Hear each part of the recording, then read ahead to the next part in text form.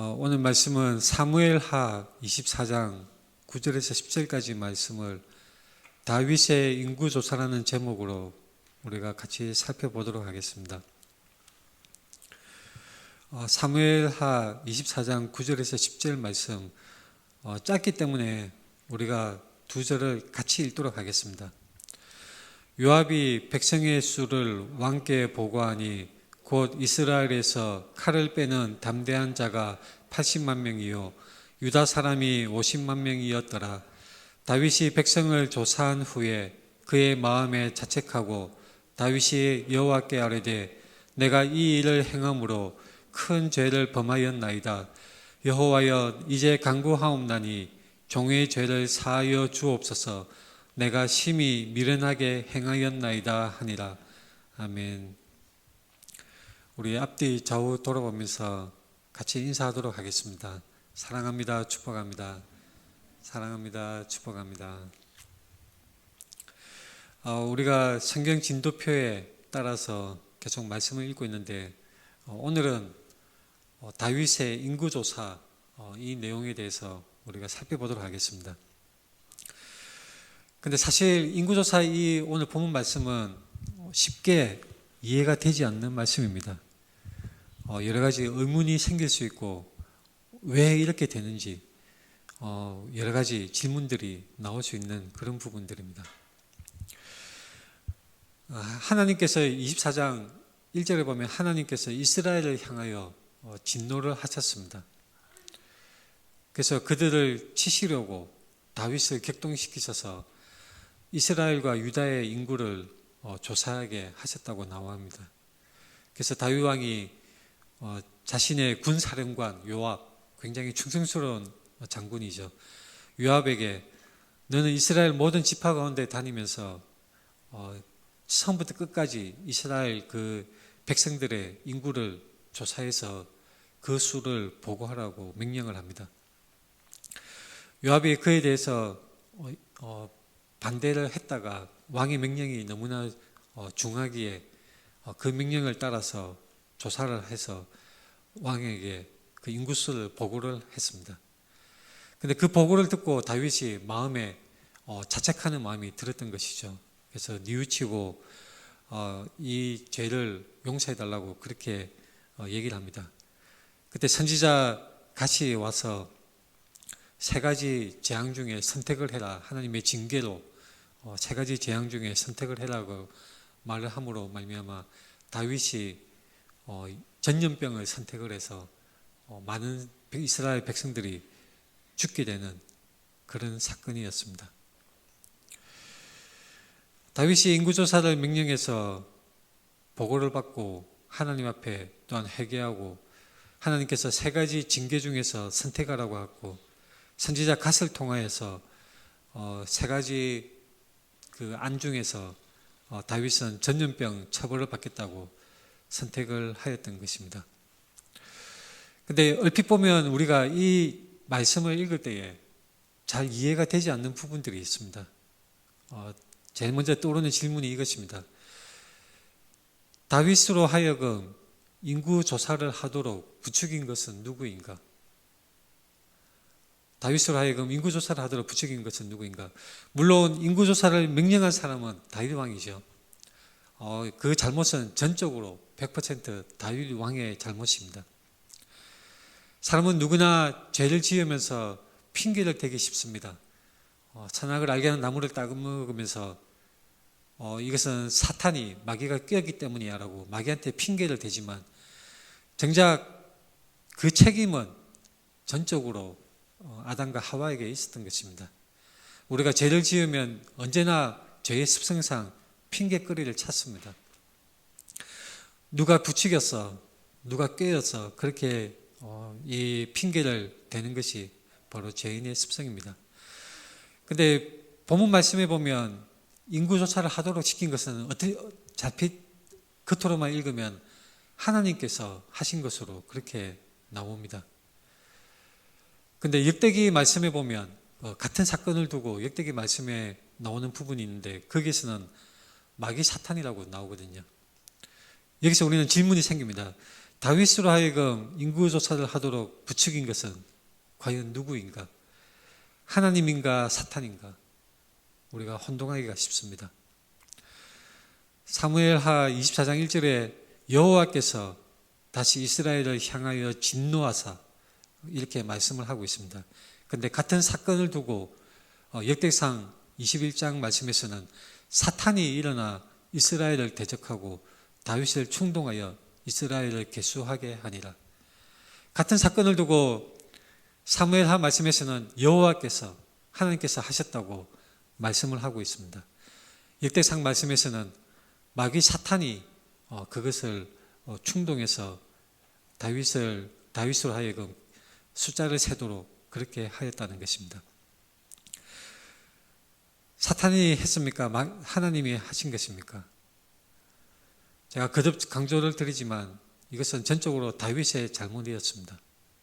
그런데 이 다윗이 잘못하도록 된 것은 사탄이 껴서 그렇게 된 것입니까? 아니면 하나님께서 사무엘하 말씀처럼 여호와께서 그들을 치시려고 다윗을 격동하신 이 말씀에 따라서 하나님께서 다윗으로 하여금 그렇게 하도록 하신 것입니까? 성경에 보면 마치 하나님께서 삐뚤어진 사람을 더 삐뚤어지도록 그렇게 말씀하신 부분이 있습니다. 출애굽기 7장에 보면 출애굽할 때에 이스라엘 민족을, 이스라엘 백성들을 나가지 못하도록 막는 그 애굽왕 바로 왕이 나오죠.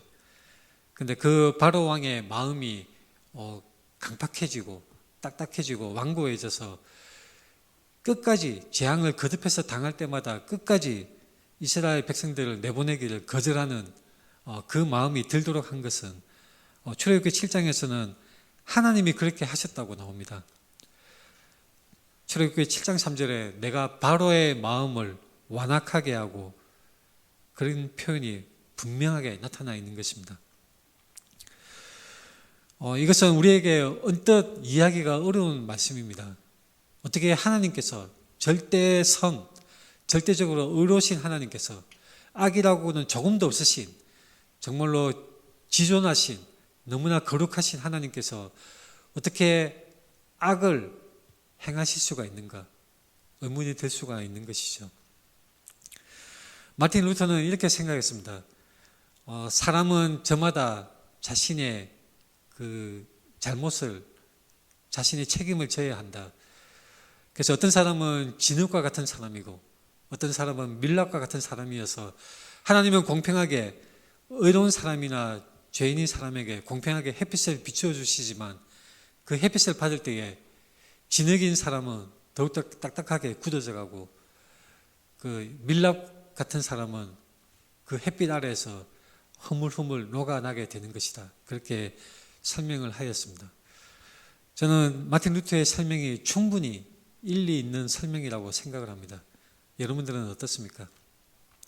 하나님께서 그분의 말씀, 그분의 존재, 그분의 은혜를 가까이 보여주실 때에 어떤 사람은 그 은혜에 고꾸라져서 눈물을 흘리며 손들고 주님 앞에 순복하고 엎드려서 하나님께 나아가는 사람이 있는 반면에 어떤 사람은 오히려 그 은혜에 이를 갈며 침을 뱉고 모욕하고 하나님을 저주하고 오히려 하나님을 더 멀리 이 원수로서 행하는 그런 사람들이 있는 것입니다. 하나님은 특정 방향을 더 그렇게 가도록 그렇게 하시는 것 같습니다. 그래서 하나님께서는 이 사무엘 하에서는 하나님께서 직접 하신 것으로 그렇게 말씀을 하시고 있고 역대상 말씀에서는 마귀 사탄이 이렇게 행했다고 그렇게 표현을 하고 있습니다. 우리가 이것을 잘 이해하기 위해서는 욥기 말씀을 한번 살펴볼 필요가 있습니다. 욥기 말씀의 2장 6절에 여호와께서 사탄에게 이르시되 내가 그를 내 손에 맡기노라. 다만 그의 생명은 해하지 말지니라. 사탄이 이에 여호와 앞에서 물러가서 욥을 쳐서 그의 발바닥에서 정수리까지 종기가 나게 한지라. 자, 하나님께서 사탄에게 이것을 허용을 하신 것이죠. 그러면 욥의 이 당한 고난, 욥의 그 재산을 다 잃고 그의 몸에 발바닥에서 정수리까지 온몸에 종기가 나게 된 것은 하나님이 하신 것입니까? 아니면 마귀 사탄이 한 것입니까? 누가 한 것이죠? 자, 욥의 아내는 이렇게 말합니다. 그의 아내가 그에게 이르되 당신이 그래도 자기의 온전함을 굳게 지키느냐? 하나님을 욕하고 죽으라. 자, 욥의 그 대답이 아주 중요합니다. 2장 10절에 그가 이르되 그대의 말이 한 어리석은 여자의 말 같도다. 우리가 하나님께 복을 받았은즉 화도 받지 아니하겠느냐? 우리가 하나님께 복을 받았은즉 화도 받지 아니하겠느냐? 욥은 궁극적인 그 원인, 궁극적으로 행하시는 분은 바로 하나님이라고 고백을 하는 것입니다.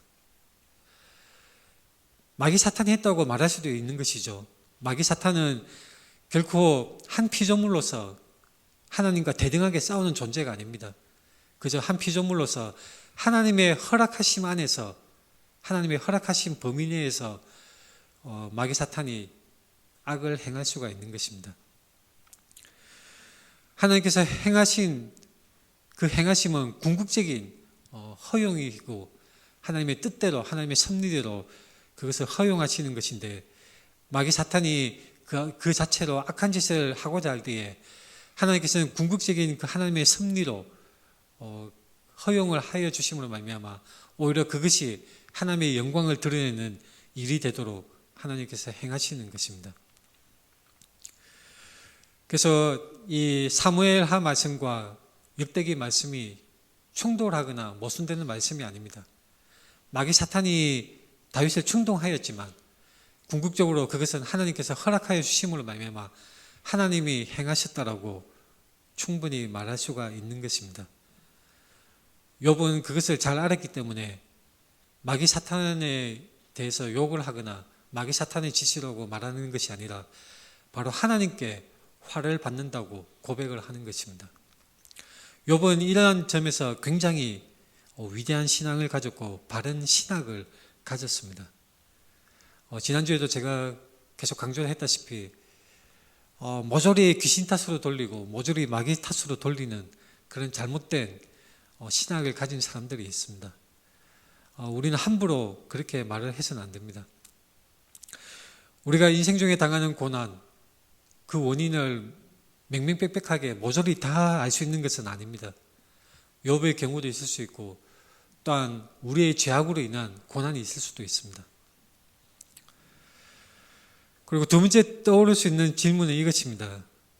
하나님이 인구조사를 시키신 것인데 왜 이스라엘 백성들이 징계를 받는가?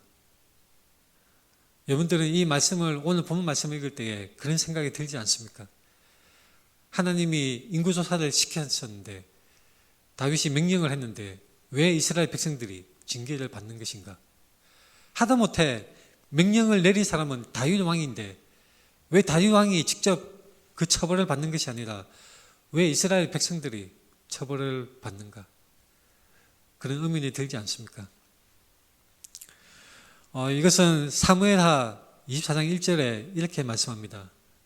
여호와께서 다시 이스라엘을 향하여 진노하사, 바로 이스라엘을 향해서 하나님께서 진노하신 것입니다. 이스라엘을 향한 하나님의 진노로 말미암아 이스라엘 백성이 징계를 받은 것입니다. 근데 특이하게도 사무엘하에서는 이 해당되는 이스라엘의 그 죄가 무엇인지 명시가 되지 않았습니다. 세상의 악과 그 결과인 고난, 궁극적인 그 원인은 바로 우리의 죄가 근본적인 원인입니다. 하나님의 말씀을 반역함으로 인해서 아담과 하와가 낙원 에덴에서 쫓겨남으로 말미암아 우리의 모든 인생에 가시나무와 이 등굴이 돋아나고 땅의 저주를 받음으로 말미암아 우리의 인생이 고되고 땀을 흘려 일을 하고 해산의 고통이 있는 그런 고난을 우리가 인생 중에 겪고 있는 것입니다. 가장 근본적인 원인은 사실 우리 인류 자체에게 있는 것입니다. 또한 고난의 구체적인 원인은 우리가 알 수 없는 경우가 대부분입니다. 여기 사무엘하 24장 1절 말씀에 하나님께서 이스라엘을 향하여 진노를 하셨는데 그 이스라엘의 죄, 하나님을 하여금 진노하게 하신 이스라엘의 그 죄가 무엇인지는 명시가 되지 않았습니다. 세 번째 질문이 떠오르는데 그것은 이것입니다. 인구조사가 하나님의 징계를 받을 만큼 큰 죄악인가? 저는 어릴 때 성경을 이 부분을 읽을 때 아니 백성들의 숫자를 세는 게 무슨 잘못이라고 하나님께서 벌을 주시는가 그런 의문을 들었던 때가 상당 기간 있었습니다. 지금도 우리나라 통계청이 인구조사를 실시하죠. 몇 년에 한 번씩 정기적으로 인구조사를 실시합니다. 사실 모든 현대 국가들이 다 인구조사를 실시하고 있습니다.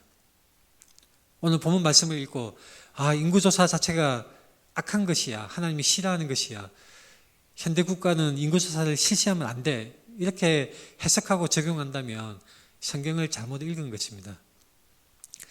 인구조사는 모든 현대 국가들이 다 행하는 것이고 이것은 세금 징수의 근거가 되고 군사적, 정치적, 사회적, 경제적으로 어떤 정책을 펼칠 것인가 판단하는 가장 기본적인 데이터가 되는 것입니다. 아주 중요한 데이터입니다. 현대 국가만 그렇겠습니까? 고대 국가들도 마찬가지였습니다. 세금을 얼마나 거두어야 할지, 이 가문에서, 이 지역에서, 이 집안에서 세금을 얼마를 거두어야 할지 그 인구를 정확하게 아는 것이 바로 치세의 근본이고 바로 중요한 원칙이었습니다. 대부분의 모든 고대 국가들이 다 인구수를 중요하게 생각하고 조사를 하고 정확한 숫자를 세기 위해서 많은 노력을 기울였습니다. 중국에서도 황제들이 정확한 숫자를 세기 위해서 여러 가지 제도를 시행하였고 우리나라 옛날 국가들도 마찬가지였습니다. 근데 이스라엘은 어땠을까요? 고대 이스라엘. 특이하게도 고대 이스라엘은 달랐습니다. 하나님의 통치하심, 하나님께서 다스리심, 그것을 인정하는 신정국가인 고대 이스라엘은 인구수를 헤아리는 것에 대해서 다르게 그렇게 생각을 했고 받아들였습니다. 가장 지표적인 것은 바로 하나님의 말씀입니다. 출애굽기 30장 12절 말씀에 내가 이스라엘 자손의 수효를 조사할 때에 조사받은 각 사람은 그들을 계수할 때에 자기의 생명의 속전을 여호와께 들을지니 이는 그것을 계수할 때에 그들 중에 질병이 없게 하려 함이라. 이스라엘 백성들은 당시 출애굽 이후에도 그랬지만 이 숫자를 세는 것에 대해서 백성의 숫자를 세는 것에 대해서 굉장히 예민하고 민감하게 생각을 해야 했습니다. 왜냐하면 하나님께서 그것을 특별하게 취급을 하셨기 때문입니다. 다윗이 자신의 다스리는 영토 안에 있는 백성들의 수를 세는 것은 세상적인 관점에서 보면 아무런 문제가 없습니다. 오히려 그것은 장려해야 하고 정확하게 숫자를 파악하는 것은 국가를 다스리는 데 있어서 아주 중요하고 반드시 행해야 되는 것이죠. 하지만 고대 이스라엘은 어떤 상황에 있었냐면 바로 하나님께서 종살이하던 이스라엘 백성들을 출애굽을 시키셨습니다.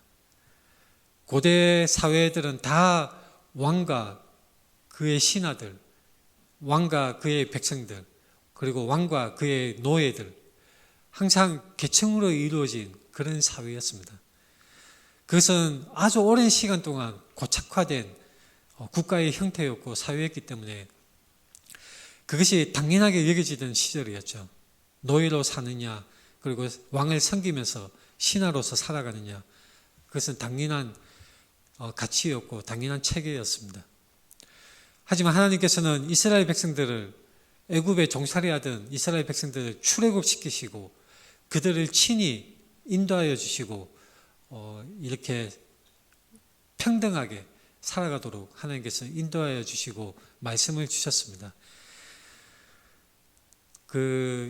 우리 창세기 말씀에 하나님께서 천지를 창조하시고 아담과 하와를 지으시고 선악과 나무를 따먹지 말게 하시고 또한 그들이 따먹을 말미암아 이 징계를 받고 또한 사람들이 타락함으로 인해서 노아의 홍수가 나고 이런 일련의 창조 이야기, 창세기에 나와 있는 창조 이야기가 창세기에만 있는 것일까요? 그렇지는 않습니다. 메소포타미아 다른 종교에도 여러 가지 경전에도 비슷한 이야기가 있고 특히 노아의 홍수 이야기는 다른 종교의 경전에도 남아 있습니다. 왜냐하면 그 당시에 사람들의 그 겪었던 일들이 구전으로 계속 전달이 되면서 사람들의 그 이야기 속에 이것이 근본적으로 깔려 있기 때문일 것입니다. 창세기에 나와 있는 그 하나님이 아담과 하와를 지으시고 선악과 나무를 먹지 말게 하신 그 비슷한 이야기가 다른 중동의 근동아시아의 여러 가지 설화에도 나와 있는데 아주 근본적인 차이점이 하나 있죠. 뭐냐면 창세기에서는 사람을 하나님의 형상으로 지었었다고 말씀합니다. 그래서 하나님이 사람을 지었었는데 이 사람들 각 사람들은 한 조상을 가진 아담과 하와의 후손들이고 그리고 하나님의 형상을 지음을 받았기 때문에 사람은 존귀한 존재이다. 지금 우리 현대적인 시점으로 보자면 그것은 그렇네 당연하지 이렇게 받아들이기 쉽지만은 당시 고대 그 가치관 속에서는 아주 혁명적인 그런 내용이었습니다. 하나님께서 지으신 인간 굉장히 그 인간들의 사이에서는 평등한 그 사상이 들어가 있고 진정한 왕은 누구냐? 바로 하나님이시라는 것.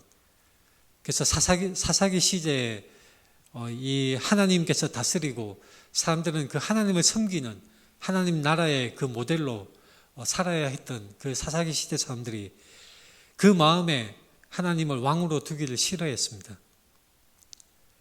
왕으로 두기 싫어했기에 이스라엘 사람들이 그 이스라엘 백성들이 왕을 세워달라고 사무엘 선지자에게 요청을 해서 왕을 세우게 되는 것이죠. 그래서 세워진 왕이 사울 왕이었습니다. 사울 왕이었는데 이스라엘 백성들이 원했던 그 자기들이 세우고자 했던 왕 사울 왕에게는 자신들이 잘 복종을 했지만 하나님이 세우신 왕 다윗 왕에게는 이스라엘 백성들이 반란을 일으키는 모습을 볼 수가 있습니다. 근본적으로 사람들 마음속에 하나님을 의지하고 하나님을 왕으로 섬기는 그 마음이 있었던 것이 아니라 사람들은 바로 하나님 대신할 사람의 왕, 하나님을 대신할 존재를 자신들을 다스릴 왕을 원했던 것입니다. 다윗도 마찬가지였습니다. 다윗은 그 마음속에 하나님을 의지하고 초기에는 목동 시절에 그리고 사울 왕에게 쫓겨다닐 긴박한 시절에는 하나님을 순종하고 하나님께 간절히 기도하고 바라고 하나님을 의지하는 그런 삶을 살았지만 정작 자신이 왕국을 통일하고 자신의 나라가 세워지고 자신의 군사력이 굳건하고 자신의 백성들이 자신에게 복종할 때에 다윗의 마음속에는 어떤 마음이 들었느냐? 내가 이제 잘 다스려 봐야지. 바로 하나님 대신에 자신을 올려놓고 싶은 그런 마음이 들었던 것입니다. 하나님을 배제하고 사람의 힘으로 자신의 능력으로 자신의 권위로 통치하고 싶은 그런 마음, 부국강병 나라를 잘 살게 하는 백성들을 잘 살게 하는 것을 하나님께 의존하는 것이 아니라 바로 자신의 능력으로 그리고 그 자신의 능력의 근간이 되는 백성들의 숫자를 파악하는 것으로 마치 그 다른 주변 지역 국가들처럼 다른 나라들처럼 인구와 군사력의 측정으로 그것을 가늠하고 그것으로 자신의 부국강병의 기준을 삼고자 하는 마음이었던 것입니다.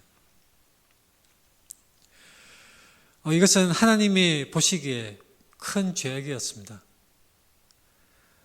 이 인구조사 자체만을 놓고 본다면 당연한 인구조사인데 이것이 죄악이 될 리가 없어라고 우리는 생각하기 쉽지만 이 사사기 시대부터 이어져 왔던 하나님의 통치하심, 하나님의 왕되심을 뒤집어 엎고 다윗 왕이 그 자리를 대신하고 자신의 힘으로 자신의 나라를 세우고자 하는, 자신의 나라를 더 튼튼히 하고자 하는 그런 마음은 하나님에 대한 반역에 불과했고 하나님 앞에서 큰 죄악이었던 것입니다.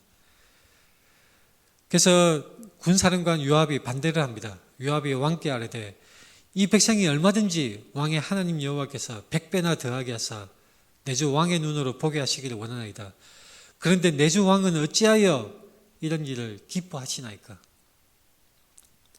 요압 장군이 다윗 왕의 명령에 반론을 제기한 것입니다. 근데 요압 장군이 디테일하게 상세하게 이 다윗 왕에게 반론을 제기하지는 않았죠. 그저 반대의 의사를 표시했을 뿐입니다. 만약에 저는 이런 상상을 해봅니다. 요압 장군이 다윗 왕에게 왕이여 그러시면 안 됩니다. 출애굽기 말씀에도 백성의 수를 세는 것에 하나님께서 특별하게 취급을 하셨고 이것은 자칫하면 하나님 앞에 큰 죄악이 될 수 있습니다. 우리가 최소한 선지자 가세기에 가서 하나님께 물어봅시다. 하나님 말씀을 확인합시다. 하나님의 뜻이 무엇인지 같이 기도하고 확인을 해봅시다. 요압 장군이 이렇게 말을 했다면 어땠을까? 그런 생각을 해보곤 합니다. 다윗 왕은 아주 완고하게 끝까지 자신의 명령을 지키라고 재촉을 해서 결국 요압이 나가서 여러 달 동안 조사를 해서 인구조사 결과를 다윗 왕에게 보고를 합니다. 그래서 요압이 백성의 수를 왕께 보고하는데 80만 명, 이스라엘에서 80만 명, 유다 사람이 50만 명이라고 조사 결과를 보고를 합니다. 근데 특이하게 이 사무엘하 24장 9절에는 그 보고 내용이 나와 있는데 같은 내용을 기술하는 역대상 말씀을 보면 숫자가 좀 차이가 있습니다. 역대상 21장 5절에서는 요압이 보고하는 장면이 나오는데 어떻게 보고하냐면 이스라엘 중에 칼을 뺄 만한 자가 110만 명이라고 보고를 하는 것입니다. 그리고 유다 중에는 47만 명이라고 보고를 합니다. 사무엘하 말씀에서는 80만 명과 유다 50만 명, 역대상 말씀에서는 110만 명과 유다 47만 명, 47만 명이야 우리가 반올림에서 대략적으로 말할 때 50만 명이라고 충분히 말할 수가 있는 것이죠. 근데 이스라엘 그 인구수가 역대상 말씀에서는 110만 명인데 사무엘하 말씀에서는 80만 명으로 말씀하고 있습니다. 자, 이것은 우리가 어떻게 생각을 할 수가 있을까요? 아마도 이렇습니다. 역대상 27장 1절에 이스라엘 자손의 모든 그 지파들이 2만 4천 명씩 그 1년 동안 예루살렘에 와서 그 왕궁을 위해서 여러 가지 행정적으로 일을 하는 그런 내용이 역대상 27장 1절에 나옵니다. 그래서 사무엘서는 왕의 통치에 대해서 진정한 왕은 누구인가, 그리고 그 왕을 배반했을 때 어떻게 되는가, 거기에 주안점을 가지고 사무엘 말씀은 기록이 되었습니다. 반면에 역대기는 하나님의 섭리, 궁극적인 하나님의 섭리가 무엇인가, 하나님을 섬기는 사람과 그 사람들이 어떻게 하나님께 예배를 드릴 것인가, 거기에 주안점을 두고 기록이 되어졌습니다.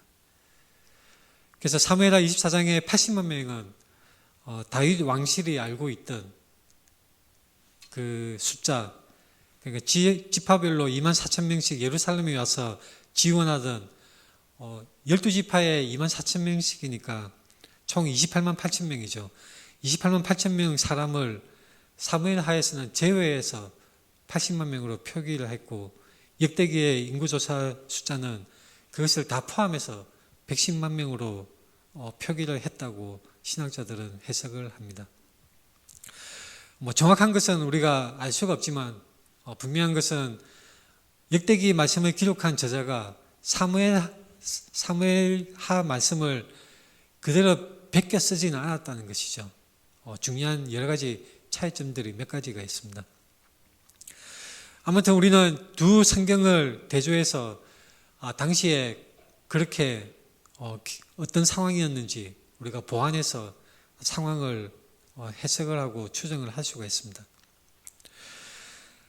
하나님께서 그 인구 조사를 한 것에 대해서 진노하시고 징계를 하셨는데 하나님의 진노의 이유는 명확하게 우리가 알 수가 없습니다. 사실상 모든 인간은 하나님의 진노 아래에 있습니다. 이것은 우리 인간의 모든 인간의 현재 상태입니다. 말하자면 상수입니다. 변하지 않는 수, 언제나 변동이 없는 수, 상수입니다. 모든 인간은 하나님의 진노 아래에 있는 것이 우리 인간의 현 상태입니다. 인간들은 거기에 대해서 반기를 들지요. 왜 우리가 하나님의 진노를 받아야 하는데? 왜 내가 죄인인데? 내가 죄인일 리가 없어. 나는 법을 어기지 않았고 교통법규도 잘 지키고 여러 가지 모든 법과 모든 질서를 나는 잘 지키고 있어. 나는 선량한 시민이야. 그렇게 항변을 하기도 합니다. 사람들은 살아가면서 고통을 받을 때 왜 내가 이런 고통을 받아야 하는데? 내가 뭘 잘못했길래? 내 팔자에 뭐가 있기에 내가 이런 고통을 받고 고난을 받는데? 하늘에 대해서 따지고 항변을 하는 것입니다. 그 이유를 우리 인간이 세세하게 구체적으로 다 알 수는 없습니다. 중요한 것은 궁극적인 원인은 바로 우리 인간의 죄의 원인이 있고 하나님께서는 진노하시는 하나님으로 모든 인간이 그 진노 아래 있다는 사실입니다.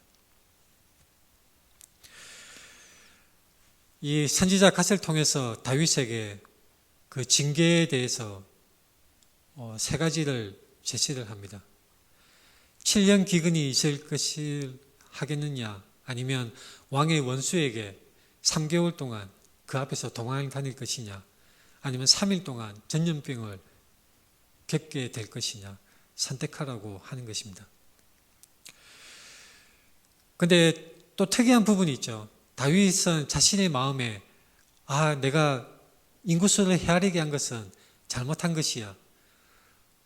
그 뉘우치고 하나님 앞에 내가 잘못했습니다라고 그렇게 하나님 앞에 회개를 하였지만 이 징계는 이어지는 것입니다. 징계가 나타났던 것입니다. 피 흘림이 없이는 죄사함이 없느니라, 그런 말씀이 있습니다. 피 흘림이 없이는 죄사함이 없습니다. 우리가 보통 현대의 이 복음 시대에, 신약 시대에 우리가 믿으면서 죄의 문제를 너무나 가볍게 생각하는 경향이 있습니다. 내가 하나님 앞에 회개하면 하나님께서 용서해 주실 거야. 그래서 입술로만 나불나불 하나님 내가 잘못했어요. 하나님 내가 회개합니다. 입술로 나불나불하고 내가 회개의 말을 했기 때문에 나는 이제 용서받았어. 나는 구원받은 사람이야. 나는 천국에 갈 몸이야. 내가 어떤 짓을 하더라도 또 하나님께 용서를 구하지 뭐. 그렇게 가볍게 여기고 십자가의 무게를 아주 지푸라기처럼 여기는 그런 사람들이 있습니다. 굉장히 잘못된 것이죠. 물론 우리가 하나님 앞에 진심으로 회개하고 하나님 앞에 잘못을 뉘우치고 하나님께 기도하면 하나님께서 우리를 용서해 주십니다. 근데 그 용서는 우리의 말 때문이 아닙니다.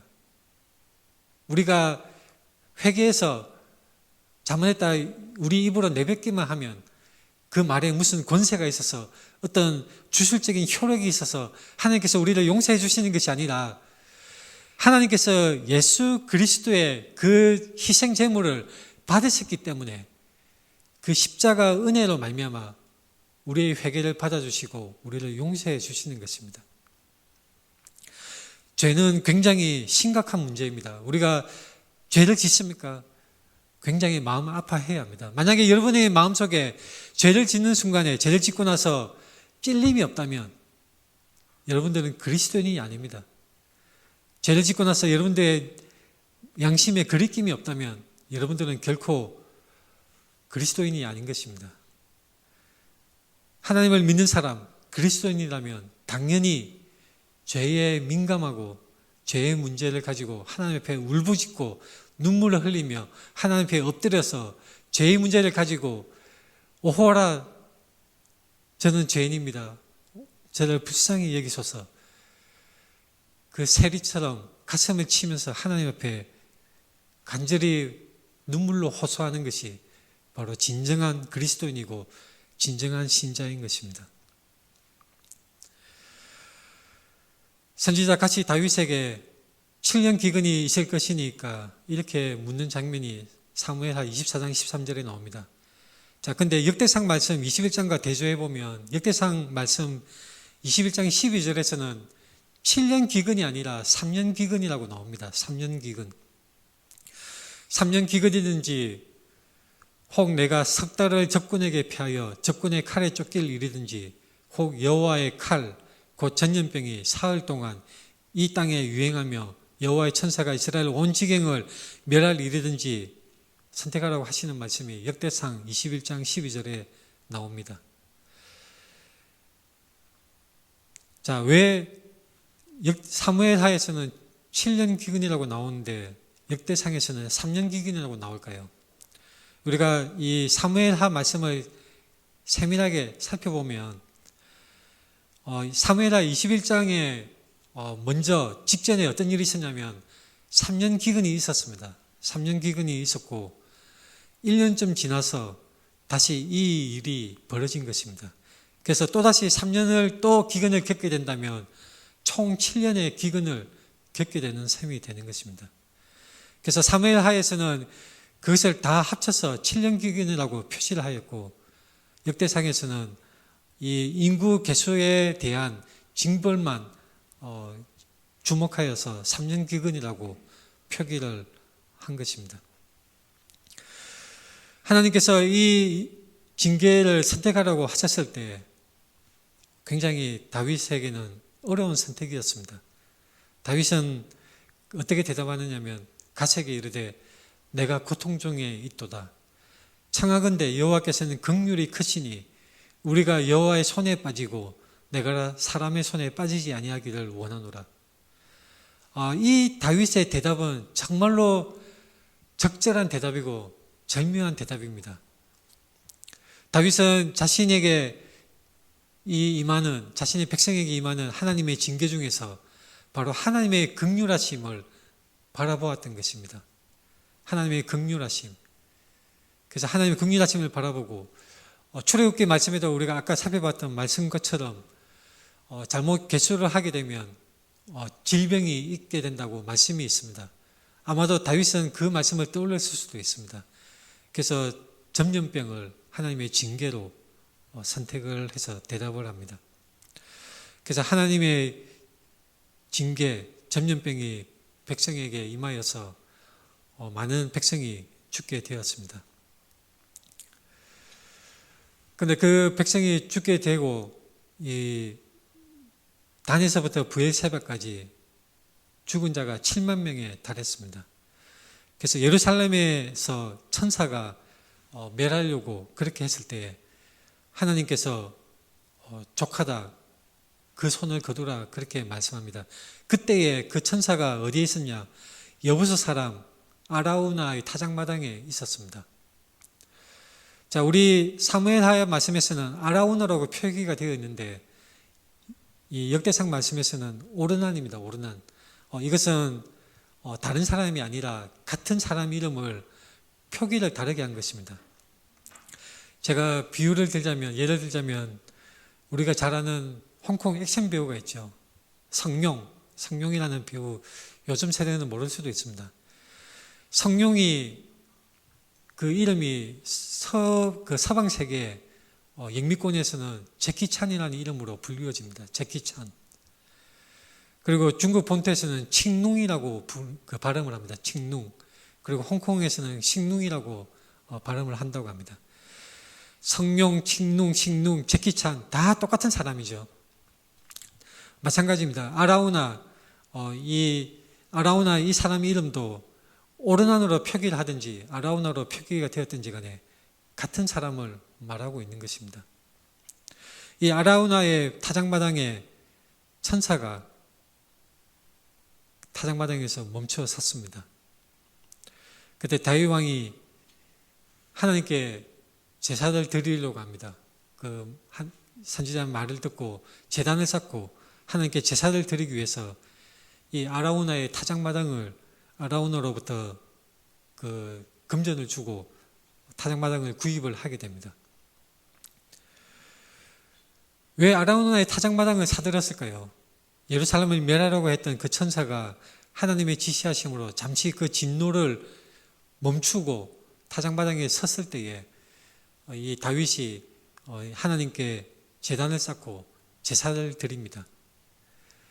제물을 들어서 번제를 들어서 번제와 화목제를 하나님께 드렸을 때에 하나님께서 그 땅을 위한 기도를 들으시고 이스라엘에게 내리는 재앙을 그치셨던 것입니다. 왜 타작마당일까? 아라우나의 왜 타작마당일까? 잠시 말씀드리자면 사무엘하에서는 이 타작마당을 사들이기 위해서 금전을 지불했는데 그 액수가 역대상 말씀과는 차이가 있습니다. 그래서 당시에 이 일이 벌어졌을 때 타작마당 그 넓이는 어느 정도냐면 한 요 단위 정도 넓이가 됩니다. 이 타작마당이 이 정도 넓이가 되는데 이 마당을 살 때에는 우선 그 50세겔을 주고 나중에 이 타작마당을 포함한 상당히 넓은 지역을 대해서는 금 700세겔을 지불했다고 신학자들은 해석을 하고 있습니다. 아라우나의 타작마당이 하나님의 진노가 멈춘 것이고 바로 거기에 다윗 왕이 제단을 쌓고 하나님의 진노하심을 그 진노하심으로부터 사함을 받기 위해서 제사를 드린 곳이 이 아라우나의 타작마당입니다. 역대하 말씀에 의하면 오르난이죠. 역대기의 말씀에서는 오르난입니다. 자, 이 장소가 중요합니다. 왜 중요하냐면 역대하 말씀에 이런 말씀이 있습니다. 3장 1절에 솔로몬이 예루살렘 모리아 산에 여호와의 전 건축하기를 시작하니 그곳은 전에 여호와께서 그의 아버지 다윗에게 나타나신 곳이요 여부스 사람 오르난의 타작마당에 다윗이 정한 곳이라. 하나님의 진노가 멈추는 곳이 어디입니까? 아라우나의 타작마당입니다. 이곳에 왜 하나님의 진노가 멈춥니까? 하나님께 제사 드리고 하나님께 제물을 바치고 예배 드리는 곳이었습니다. 하나님께 나가는 곳 성전이었습니다. 성전에서 바로 하나님의 진노가 멈추고 하나님의 은혜가 있고 하나님과 죄인인 사람 간에 화평이 있는 것입니다. 솔로몬이 세운 이 성전은 건물이 특별한 것이 아니라 그 자체가 무슨 특별한 의미가 있는 것이 아니라 이 성전이 예표하는 것이 있습니다. 바로 참된 영원한 성전이신 예수 그리스도입니다. 그래서 오늘 본문 말씀이 의미를 가지고 있는 것입니다. 요한복음 2장의 말씀에 보면 예수께서 대답하여 이르시되 너희가 이 성전을 헐라 내가 사흘 동안에 일으키리라. 유대인들이 이르되 이 성전은 46년 동안에 지었거늘 내가 3일 동안에 일으키겠느냐 하더라. 그러나 예수는 성전된 자기 육체를 가리켜 말씀하신 것이다. 모든 인간은 하나님의 진노 아래에 있습니다. 하나님의 진노 아래 모든 인간이 처해 있습니다. 그 진노가 멈추는 곳이 어디입니까? 하나님의 은혜가 있고 하나님과 화평이 있는 자리, 그것이 어디입니까? 영원한 성전 예수 그리스도입니다. 이제 말씀을 정리하겠습니다. 에베소서 2장 3절에 전에는 우리도 다 그 가운데서 우리 육체의 욕심을 따라 지내며 육체와 마음에 원하는 것을 하여 다른 이들과 같이 본질상 진노의 자녀이었더니, 우리는 모두 진노의 자녀이었습니다. 본질상 우리는 멸함을 받고 하나님의 징계를 받아서 다 죽어 없어져야 될, 영원한 멸망에 처해야 될 죄인들입니다. 본질상 진노의 자녀이었습니다. 그러나 하나님께서는 우리가 다 멸망하기를 원하시는 것이 아니라 구원받기를 원하시는 것입니다. 하나님의 진노가 멈추는 곳에 우리가 있어야 합니다. 하나님의 진노를 피하는 곳에 우리가 들어가야 합니다. 우리가 어떻게 해야 할까요? 시편 2장 말씀처럼 2편 말씀에 그의 아들에게 입맞추라. 그렇지 아니하면 진노하심으로 너희가 길에서 망하리니 그의 진노가 급하심이라. 여호와께 피하는 모든 사람은 다 복이 있도다. 하나님의 진노를 피하는 곳 예수 그리스도밖에 없습니다. 구약의 상전도 그 모델은 다 예수 그리스도를 나타내기 위했던 것입니다. 우리의 영원한 상전 예수 그리스도, 그의 피로 말미암아 우리는 어렵다 하심을 받습니다. 5장 9절 말씀처럼, 로마서 5장 9절 말씀처럼 그로 말미암아 진노하심에서 구원을 받습니다. 우리가 원수 되었을 때 그의 아들의 죽으심으로 말미암아 우리가 하나님께 화목하게 되는 것입니다. 예수 그리스도 안에서 우리는 하나님과 화목하게 되는 것입니다. 예수 그리스도로 말미암아 우리는 하나님과 화평하게 되고 하나님의 진노를 피하게 되는 것입니다. 제가 다시 강조합니다. 오늘 설교의 결론, 가장 강조하고 드리고 싶은 결론은 이것입니다. 주 예수 그리스도를 믿고 하나님의 진노를 피하십시오. 이것만이 우리의 살 길입니다. 오직 이것만이 우리의 유일한, 우리에게 주어진 구원의 길인 것입니다. 같이 기도하겠습니다.